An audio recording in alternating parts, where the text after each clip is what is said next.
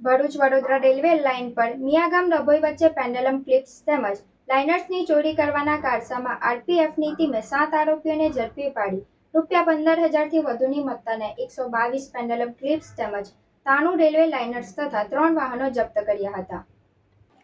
ભરૂચ આરપીએફમાં ફરજ બજાવતા tax inspector ML કતારિયાને Miyagam અને ડભોઈ સેક્શન વચ્ચેથી રેલવે લાઇનના પેડલ ક્લિપ્સ અને લાઇનર્સની ચોરી થતી હોવાની બાતમી મળી હતી.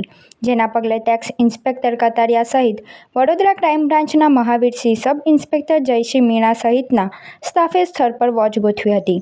એ દરમિયાન રેલવે લાઇનમાંથી પેડલ ક્લિપ્સના 10 ટુકડા ચોરી કરતા 3 શખ્સોને ઝડપી પાડ્યા હતા.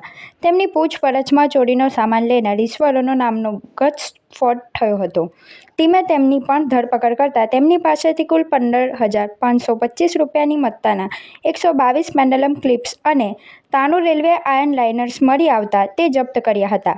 તેમજ તેઓએ ચોરીમાં ઉપયોગ કરેલા વાહનો ટેમ્પો, 3 વ્હીલ ટેમ્પો તેમજ એક એક્ટિવા પણ જપ્ત કરી હતી. આરપીએફની ટીમે કારસામાં ઝડપાયેલા દિલીપ રતિલાલ વસાવા, નિમેશ છત્રસિંહ ગોહિલ, યશકુમાર દિનેશ રાઠોડિયા, ડ્રાઈવર અરવિંદ સોમા પ્રજાપતિ, રિસીવર એયુબ બસા યાકુબ શાહ, રિસીવર ઇકબાલ હુસેન અબ્દુલ કરીમ ખત્રી તેમજ ત્રીજા રિસીવર દાઈમા આશિક ખાન, સિકંદર ખાનની ધરપકડ કરી તેને કોર્ટમાં રજૂ કરવામાં આવ્યા હતા. જોકે કોર્ટે 5 જણોને જામીન પર મુક્ત કર્યા હતા, જ્યારે 2 આરોપીઓને જેલમાં ધકેલી દેવાયા હતા.